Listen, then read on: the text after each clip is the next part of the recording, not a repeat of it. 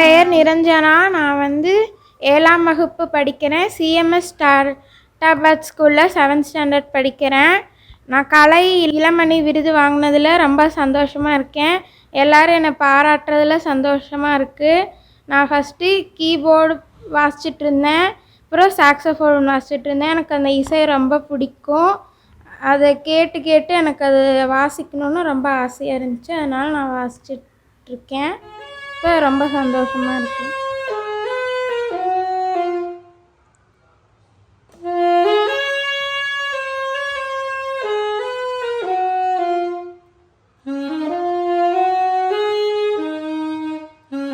நிரஞ்சனா வந்து என்னோட 2வது மகள். என்னோட மூத்த மகள் அர்ச்சனா. எனக்கு 2 குழந்தையுமே டிசபிலிட்டி குழந்தைங்க தான். 2 பேர்த்தையுமே நான் இந்த பள்ளியில் தான் சேர்த்திருக்கேங்க. பாப்பாவுக்கு வந்து சின்ன வயசுலேருந்தே வந்து இசை மீது பயங்கர ஆர்வம் ஜாஸ்திங்க. அப்போ நாங்கள் சின்ன வயசில் நிறையா நிறையா வந்து இந்த மாதிரி இசை வாசித்தல் இன்ஸ்டியூட்டில் போய் கேட்கும்போது பாப்பா வந்து விஷுவல் இம்பேர்டு வேண்டாம் சொல்லி ஒதுக்கிட்டாங்க. அதுக்கப்புறமா வந்து நம்ம ஐசக் நெல்சன் சார் அவருக்கு வந்து கீபோர்டு வாசித்து கொடுத்தாங்க. சார் வந்து கீபோர்டு ஃபினிஷ் பண்ணிட்டான்னு சொல்லவும் எனக்கு சந்தோஷங்க. அடுத்த இன்ஸ்ட்ருமெண்ட் எடுக்கலாங்கும் போது எங்களுக்கு ஒரு என்னென்னா, இந்த கண் பார்வையற்ற குழந்தைகள்லையே ஒரு டஃபஸ்ட் இன்ஸ்ட்ருமெண்ட் எடுக்கணுங்கிறது எங்களோட ஆம்பிஷனாக இருந்துச்சு. அப்படி பார்க்கும்போது நாம் ஏன் சாக்ஸோஃபோன் எடுக்கக்கூடாது, இருக்கிற இன்ஸ்ட்ருமெண்ட்லேயே அதுதான் டஃப் இன்ஸ்ட்ருமெண்ட்டுன்னு சொல்லிட்டு சாக்ஸோஃபோன் எடுத்தோம். அது பாப்பா எப்படி வாசிப்பா, அது எப்படி ப்ரெசென்ட் பண்ணுவாங்கிறது எங்களுக்கு தெரியலிங்க. ஆனால் வாசிக்கணுங்கிற ஒரு ஆசை இருந்துச்சு. அதுக்கப்புறமா வந்து அந்த வாசித்தலுக்காக நாங்கள் நிறையா மாஸ்டர்ஸ் கிட்ட கேட்டோங்க. அப்போ எல்லாருமே என்ன சொல்லிட்டாங்க, ஐயோ இது பயங்கர டஃப் இன்ஸ்ட்ருமெண்ட், இதை வாசிக்கிறதெல்லாம் ரொம்ப கஷ்டம், அது விஷுவலி சேலஞ்சு குழந்தை வாசிக்கிறது ரொம்ப ரொம்ப கஷ்டம்னாங்க. அதுக்கப்புறமா அதே மாதிரி எங்களுக்கு ஒரு நல்ல மாஸ்டர் கிடைச்சாங்க, ஜெய்சங்கர் சார் கிடைச்சாங்க. அவர் வந்து தன்னோட குழந்தைக்கு எப்படி சொல்லி தருவாரோ அது மாதிரி இன்ச் பை இன்ச்சாக அந்த ஒவ்வொரு கீயையுமே அவளுக்கு அண்டர்ஸ்டாண்ட் பண்ண வச்சு அதை மட்டுமே அந்த கீஸ் எல்லாம் ஸ்டடி பண்ண வைக்கிறக்கே அவருக்கு ரொம்ப லேட் ஆச்சுங்க.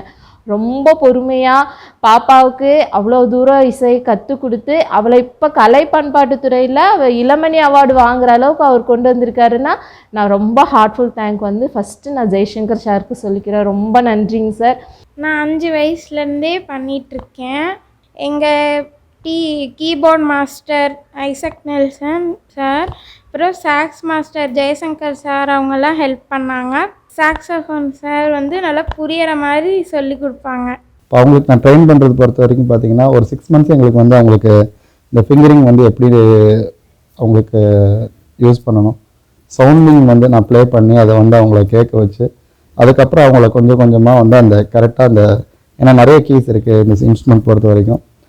அதனால் அது வந்து கொஞ்சம் கொஞ்சமாக தான் அவங்களுக்கு வந்து அதுக்கப்புறம் ஒரு 6 monthsக்கு மேலே வந்து அவங்க நல்ல நாலேஜ். ஏன்னா மற்ற குழந்தைகளை கம்பேர் பண்ணும்போது இந்த குழந்தைகளுக்கு அதாவது இந்த மாதிரி ஸ்பெஷல் சைல்டுக்கு வந்து வேறு கவனங்கள் சிதறாது, ஒரே நேர்நிலையில் இருக்கும்.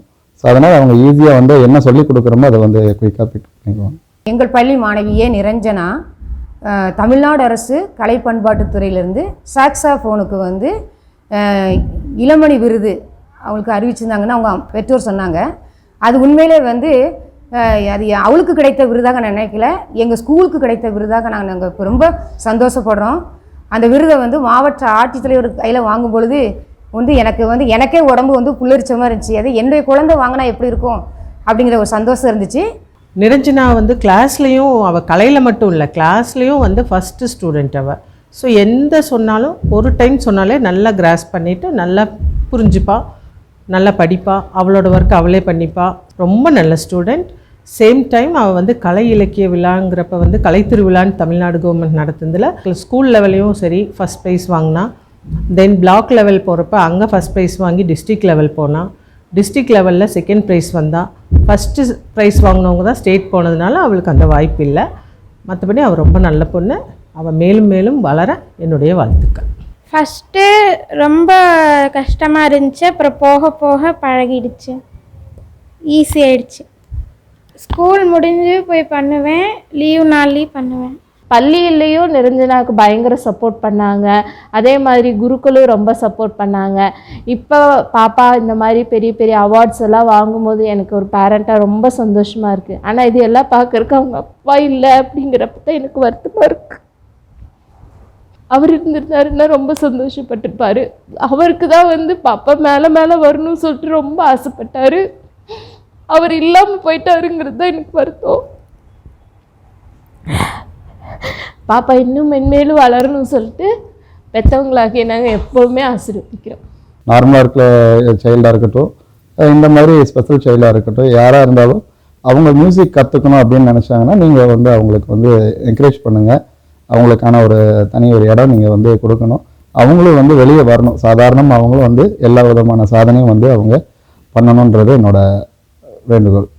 நான் இளமணி விருது வாங்கினதுக்காக கோவை கலெக்டர் சாரும் கமிஷனர் சாரும் உதயநிதி சாரும் பாராட்டினாங்க. எனக்கு சந்தோஷமாக இருந்தது. என்னை பாராட்டின எல்லாத்துக்கும் நன்றி.